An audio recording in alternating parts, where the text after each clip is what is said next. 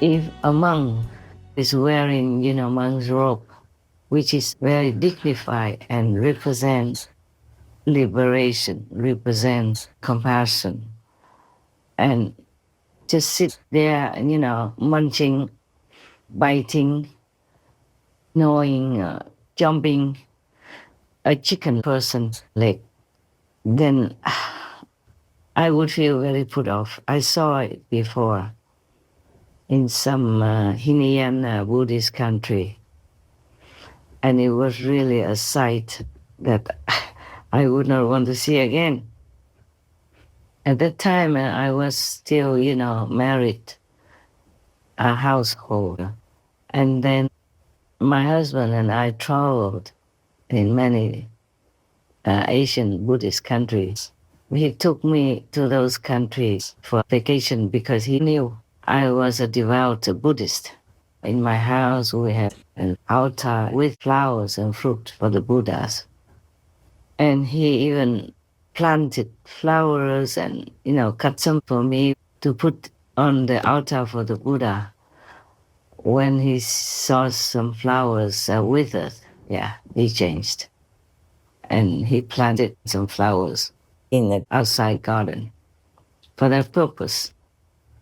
And now, some people argue that the Buddha had advised that the Buddhist followers could eat 3 types of animal people, meat that I have mentioned above.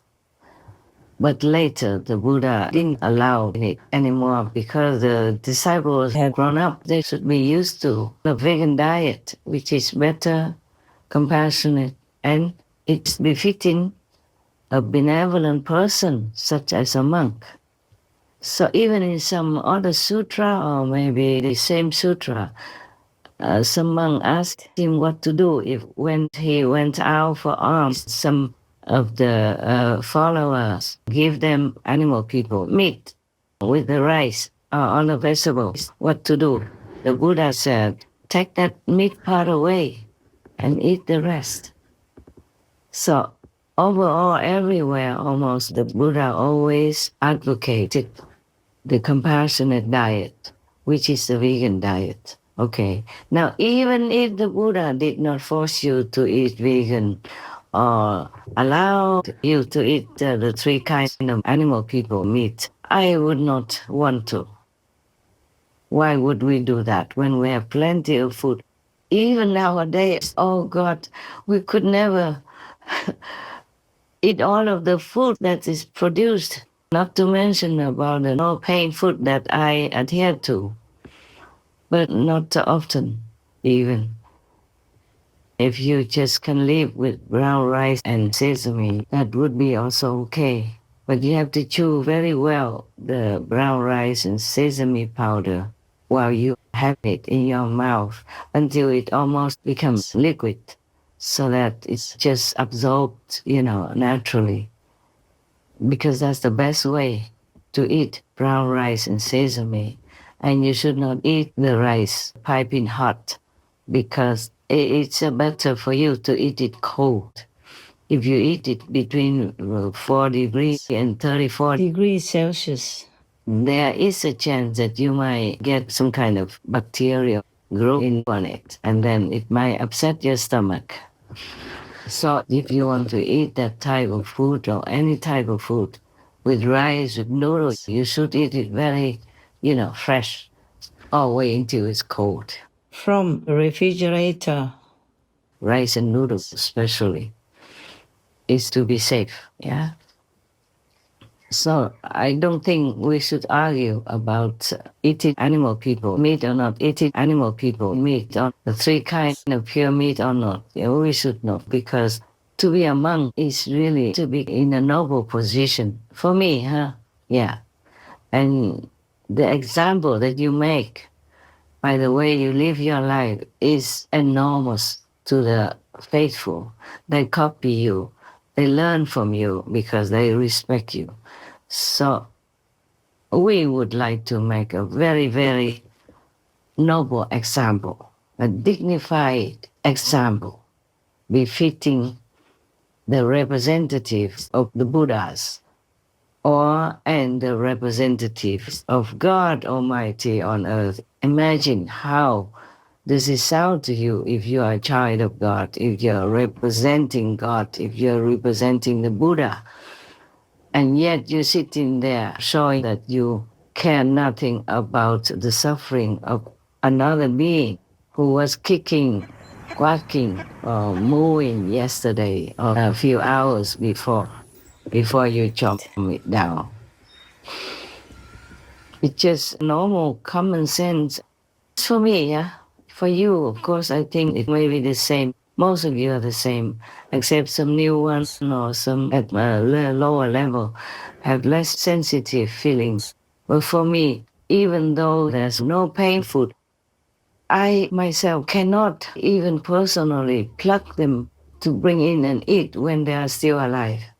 In the garden, for example, if it's already sold in the market, then I could maybe, but even then, I don't feel very good. I prefer not to eat them. I prefer just like brown rice and sesame. There is enough nutrition for me to do all my heavy work, mentally, intellectually, and all kinds of other aspects as well. But still, if I can live on just very simple food, then I will be very happy. When the sesame seeds are ripe, the plants have already withered, similar to peanuts. When the nuts are ripe, ready, then the plants become withered in yellow or brown already, or almost no more leaves, no more life when people pluck the peanuts. I saw it when I was in the countryside. My house was in the countryside, so I saw many things like that. Mostly it's like that. The same with the rice. All the leaves become yellow. Yeah, most of the leaves are already dying after the rice plant gives birth to the rice. Then the plant seems to wither and die. Yes, so for me, it seems okay to eat. Just for example, before, of course, I used to go out and pluck flowers and harvest vegetables and all kinds of things like that. Feeling that I'm good, that I don't eat animal people. Meat, I don't eat eggs, for example. But nowadays, I can't even do that. When I walk in the garden, I walk carefully. I don't want to walk on the grass. I feel that it's so insensitive to walk on something which is still alive. And I always apologize to the grass if I accidentally, unavoidably step on them.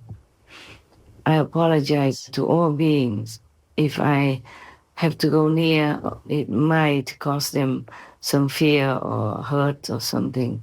So I cannot even pluck anything. I cannot even pluck a flower, pluck a fruit, nothing anymore. And it just came automatically like that. As you become vegan, after some time, you just don't want to hurt anything at all, even the grass in your garden or on the street. You just don't feel right. You just feel so respectful and so caring for their feelings. You're very sensitive to anything else around you. You walk with respect and care in case you hurt something, even the grass on the street. I don't look like a monk anymore. Even though some Buddhist monks still drag me in to blame me for not wearing monk's robe or for making business and all that stuff.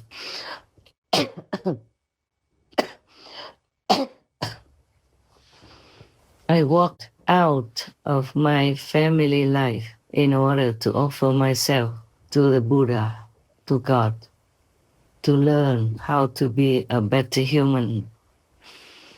And I walked out of monkhood in order to offer myself to all the suffering beings.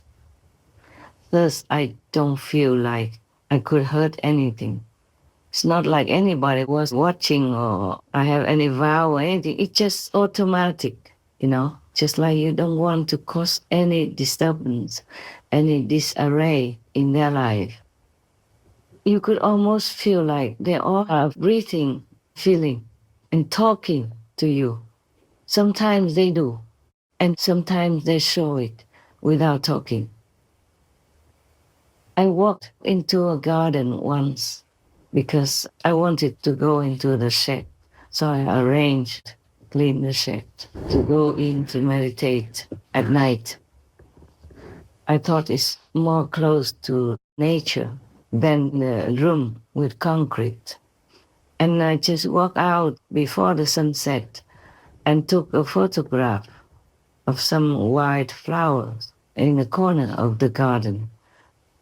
And when the photo developed, I saw a beautiful pinkish purple color, which in that corner there is nothing that could cause that. And that was the first time. Then I asked, and the fairies say that they wanted to show their love and respect. Oh, I was so touched. I still have that photograph. Maybe someday you will see it. In the Between Master and Disciples introduction. Yes. If I see it, I will make a note for you to pay attention so that you know what I'm talking about. Maybe I can ask them to send it, and then we can include it here for you to look at. The fairies of the plants mostly hide themselves in a corner because they're afraid of humans. Yeah. Sometimes me too, because I have had some not very pleasant experiences. Being a public figure, you will always encounter something. It doesn't mean I'm blaming humans for anything. It just happens because people sometimes cannot see through you. They only judge you by the outer appearance. Maybe if you are not their people, your skin doesn't look the same. You wear not very chic and expensive clothes. You are famous, or people love you, etc. It's okay. I guess it's just a small number. I do hope it's a small number. I don't go out that often, actually, anywhere. Even before the retreat, I just went to work and then went back to my cave or in whatever room I had at that time.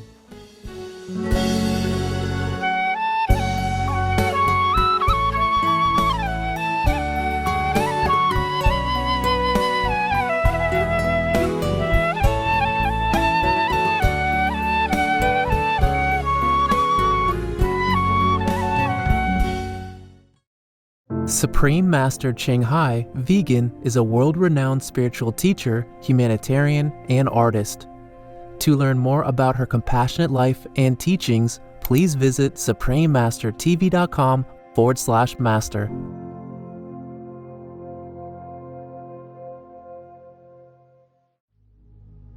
Don't choose vegan, stand out alone from heavenly people.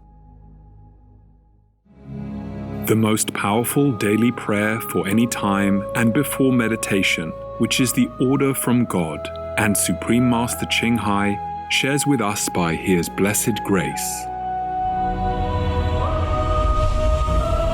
We humbly worship, praise, thank, obey, and love God Almighty, the Most High, the greatest, for world vegan, world peace, and our soul liberation.